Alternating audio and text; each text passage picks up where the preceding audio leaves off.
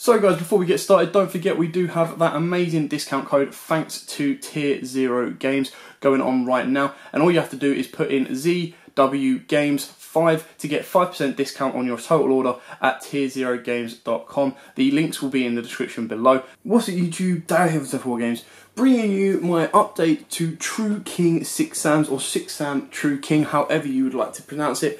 And this deck is, I've tried to go a little bit different. The most 6 Sams I've seen out there are like Rongo, Bongo, Turbo, which is definitely a very, very powerful and consistent way of going.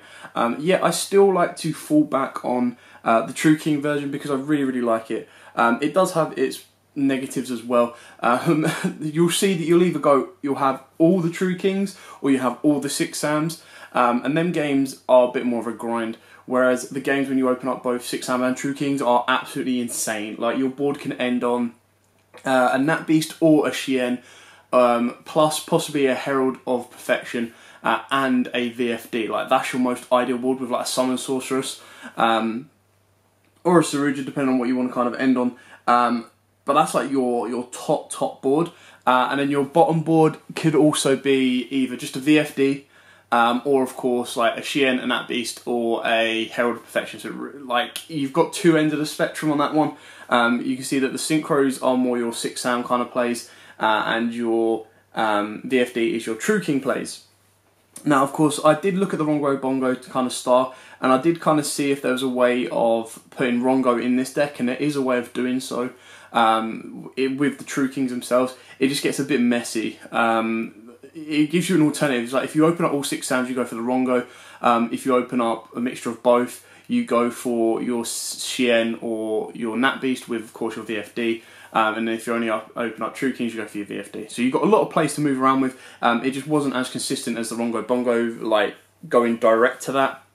So I prefer this version. I find it a bit more fun, and I don't like just, you know, VFD gives a bit more because I like being able to use your opponent's monsters, and it gives a couple more turns in the game as well. Anyway, after that, let's go straight through the deck. I'll show you exactly what we've got and why we've got it. So you go with 3 of the Wind True King. This is, of course, the most important card of the deck. Let's zoom out a little bit for you guys. This is, of course, the most important card of the deck. Popping your Fumas, getting a Fuma search, and then popping your Barastos and moving plays further forward that way. Of course, we play triple Barastos and 1 Agamazud. Now, if Lithosagam was legal, it would be so much better, because then you would take out the Agamazud, you put the Lithogasm. I'd probably put Barastos to 2. And then Lithogasm to 3, purely because you play a lot of Earth now. Or not a lot, but you play like 6 Earths in the main deck. And of course, popping Lithosagam was amazing. And that's if Litho comes back at 3. If it comes back at 1, you'd still definitely play it. Like, hands down, it's a really, really good card. For the 6 Sams, we've got Triple Kazan, really, really powerful card.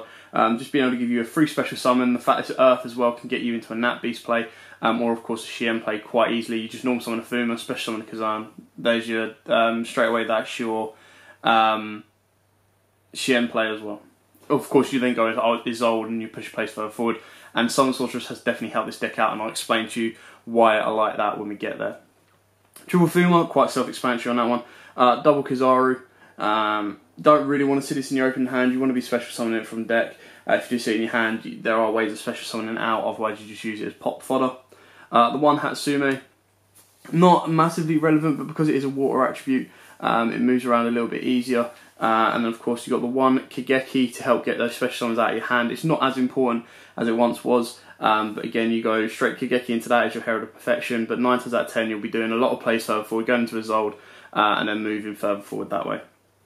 I play the 1 Shien Squire. Another thing to bring off of either Summon Sork or Isolde that can end you in your Nat Beast play. The biggest issue is it's not a 6 Sam monster technically, which kind of sucks a little bit.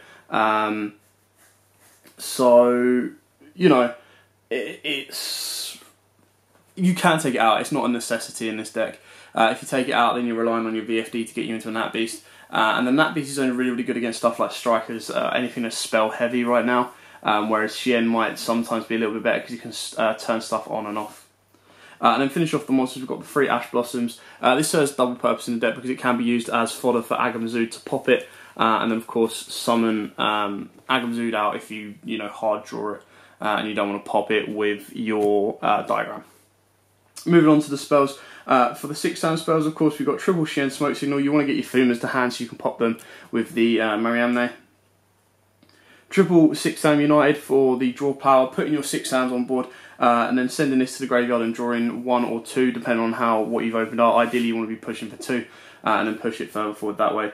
Double Dojo, you don't need 3 in this deck because you're going more for, ideally you want to be getting your Fumas out. This is another one as well, I believe it can bring out a Shien monster, a Shien effect monster as well. So you can either boost it up if you play the high levels for a level 7, or of course you bring out Shien's Advocacy, the little monkey guy, to go into Nat Beast as well. So it's another alternative to get into that. Otherwise you would go, if you've got Mariamne in hand but you've got no Smoke Signal, you would normal summon a 6-Sam, get the token on Dojo, get rid of Dojo, bring out Fuma, and then pop Fuma with Mariamne, and you push your place further forward that way.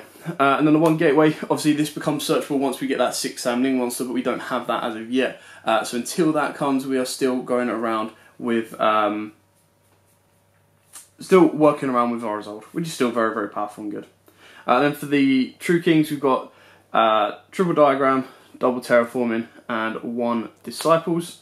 For extenders, we've got double Instant Fusion. Now, we've got 2 really, really good extenders in this deck.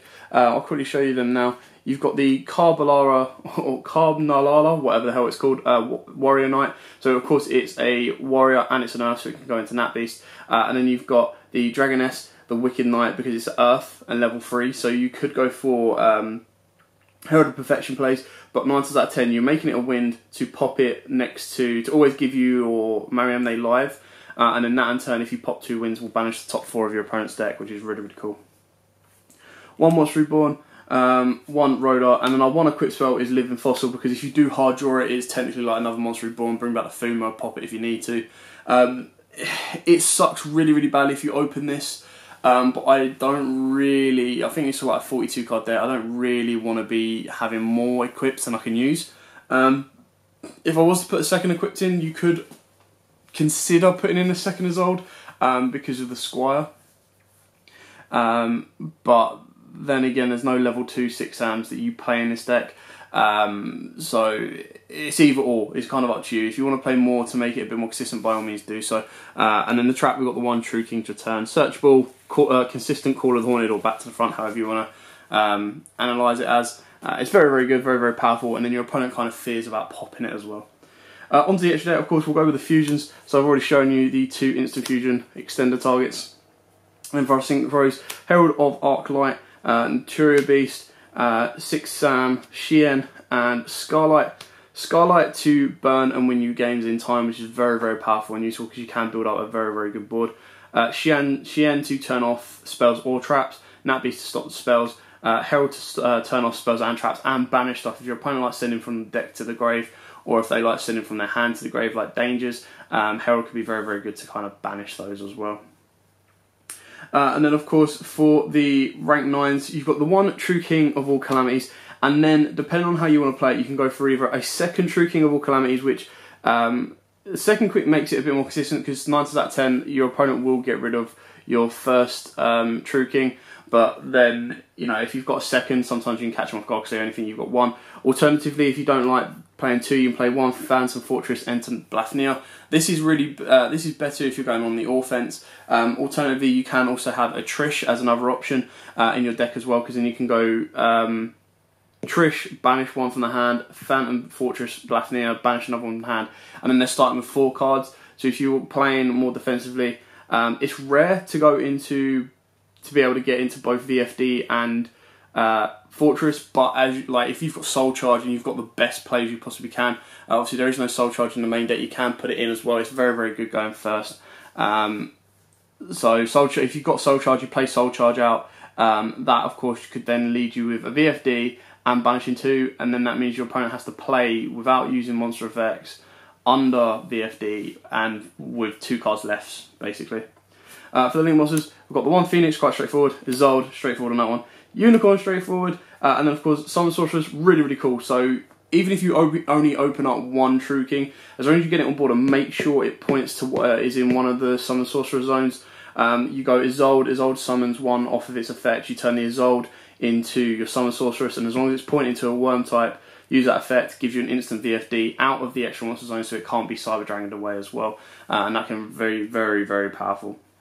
You've then got your Saruja, your Borreload, and of course your Boral Sword, all quite self-explanatory on those ones. They are massive powerhouses, and should you need to, 9 times out of 10 you won't, push these guys and they'll go into game for you. Borreload is the more defensive option, whereas Boral Sword is the more OTK, kind of finish the game off option. So like I said, it's either a second True King or the Phantom Bafnir, and it's entirely up to you. Like I said, there's a lot of variation between this deck and how you want to play it. You can, like I said, go with Trish, you can go Rongo Bongo. There's just a lot for you to play around with, and a lot for you to kind of look into and experiment with. You've still got Baguska as well, is another option for this deck. Not Baguska, sorry. Why have I forgotten his name? Bababoon, there you go. So Bababoon is also another really, really cool option for this deck as well. And that kind of allows you to do a little bit more with the deck and play around with it a bit more. But again, it's just finding the space in the deck as well. Anyway, thanks for watching. Don't forget to like, comment, subscribe, share. And until next time, guys, as always, happy dueling. What's up, YouTube? Dad here from Zephyr Wargames. Thanks for watching that video. If you liked it, please hit that big thumbs up button in the bottom corner as well. And don't forget to hit the big red subscribe button so you don't miss out on anything. Make sure you click that notification bell as well so you know every time one of our new videos goes up. Throughout the whole year of 2019, we're going to have more deck profiles, duels, and of course pack openings for you guys to watch and enjoy the entire year round. So stay tuned for more, and as always guys, happy dueling.